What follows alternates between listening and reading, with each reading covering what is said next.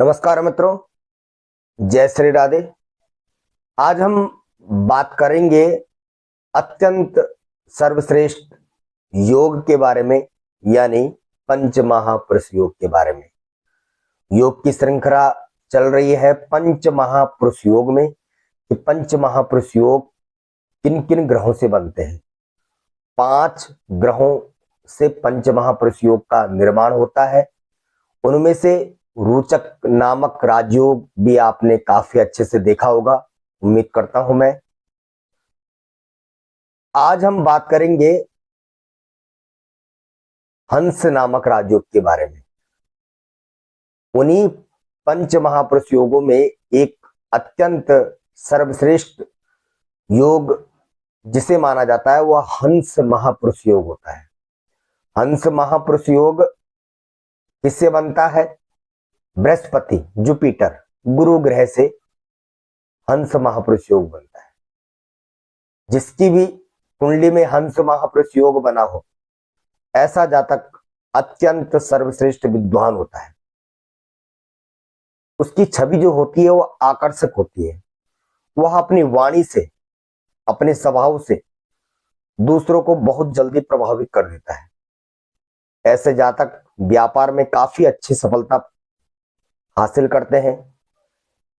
ऐसे जातक विद्वान भी होते हैं और ज्ञानवान भी होते हैं। ज्ञान की एक असीम छवि उनके अंदर होती है। धार्मिक स्वभाव, सुशील, सरल उनका स्वभाव होता है और धार्मिक प्रवृत्ति के व्यक्ति होते हैं। मतलब धर्म कर्म करने की आशा उनके अंदर बहुत ज्यादा रहती है। ऐसे जातक वैसे तो वकील, टीचर, अध्यापक, लेक्चरर, प्रशासनिक सेवा इत्यादि में अपनी सफलता हासिल करते हैं, सलाहकार के रूप में रहते हैं।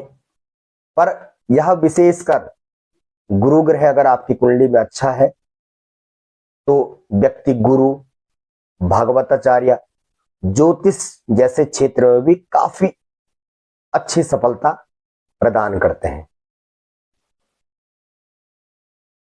यह बृहस्पति महिलाओं की कुंडली में बहुत ही विशेष माना जाता है, क्योंकि महिलाओं की कुंडली में बृहस्पति का योगदान ही बहुत अच्छा होता है और बृहस्पति उनके पति का कारक ग्रह होता है।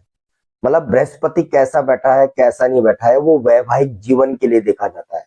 वैवाहिक जीवन के लिए सबसे उत्तम बृहस्पति को देखा जाता है। बृहस्पति ही हमारी जन्म कुंडली में सुख का कारक है, धन का कारक है, धन। क्योंकि हमारी जो कुंडली में द्वितीय भाव होता है वो हमारे धन का भाव होता है, मतलब सेविंग हाउस होता है। हमारी जो इनकम कमाने का भाव होता है हमारे एकादश भाव होता है, पर जो हमारा धन घर होता है, धन भाव होता है, वो हमारे सेविंग अकाउंट होता है। मतलब बचाने की कला, बचाने की शक्ति, पैसे को इन्वेस्टमेंट करना, यह सब बृहस्पति से देखा जाता है, क्योंकि द्वितीय भाव का कारक ही बृहस्पति है। तो बृहस्पति की स्थिति देख करके अगर इस योग में बृहस्पति विराजमान है तो उसमें धन की एक अपार शक्ति है। वह अपार धन कमाता है और अच्छा धनी होता है। मित्रों, ये बनता कैसे है इसको जानना अनिवार्य है।